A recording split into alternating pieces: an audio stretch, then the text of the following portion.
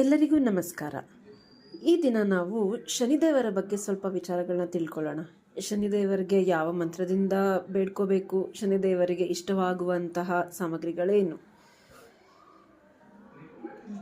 ಶನಿದೇವರ ಮಂತ್ರ ಈ ರೀತಿ ಇದೆ: ನೀಲಾಂಜನ ಸಮಾಭಾಸಂ ರವಿಪುತ್ರಂ ಯಮಾಗ್ರಜಂ ಛಾಯಾ ಮಾರ್ತಾಂಡ ಸಂಭೂತಂ ತಂ ನಮಾಮಿ ಶನೈಶ್ಚರಂ.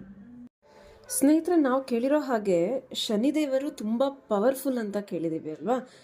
ಶನಿದೇವರು ಏನಕ್ಕಾದರೂ ಒಂದು ಹಠ ಪಣ ತೊಟ್ಟರು ಅಂದರೆ ಅದರ ಪರಿಣಾಮ ತುಂಬ ಕ್ರೂರವಾಗಿರುತ್ತೆ ಅಂತ ಕೇಳಿದ್ದೀವಿ.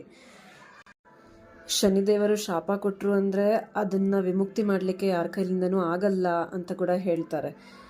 ಎಷ್ಟೋ ಜನ ಶನಿ ಪೂಜೆ, ಶನಿ ಹೋಮಗಳು ಎಷ್ಟೆಲ್ಲ ಮಾಡ್ತಾರೆ ಅಲ್ವಾ. ನೀವು ಕೂಡ ಪ್ರತಿ ಶನಿವಾರ ಶನಿದೇವರ ಅನುಗ್ರಹ ಪಡಿಬೇಕು ಅಂತ ಇದ್ದರೆ ಶನಿದೇವರಿಗೆ ಈ ಮಂತ್ರವನ್ನು ಜಪಿಸುತ್ತಾ, ಶನಿದೇವರಿಗೆ ಇಷ್ಟವಾದ ಧಾನ್ಯ ಅಂದರೆ ಎಳ್ಳು, ಈ ಎಳ್ಳನ್ನು ದಾನ ಮಾಡಿ ದೇವರಿಗೆ ನೈವೇದ್ಯ ಏನಾದರೂ ಮಾಡಿ ಎಳ್ಳಿನಿಂದ ಅರ್ಪಿಸಿ.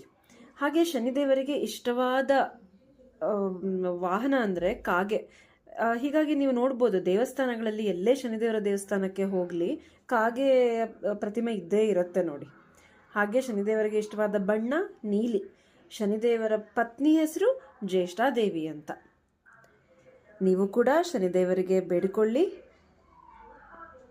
ಇಷ್ಟನ್ನು ಹೇಳ್ತಾ ನಾನು ಈ ದಿನದ ವಿಡಿಯೋ ಮುಗಿಸ್ತೇನೆ. ಮತ್ತಷ್ಟು ಮಾಹಿತಿ ಮೇಲೆ ಮುಂದಿನ ಗ್ರಹದ ಬಗ್ಗೆ ನಾಳೆ ಭೇಟಿಯಾಗೋಣ. ಧನ್ಯವಾದಗಳು.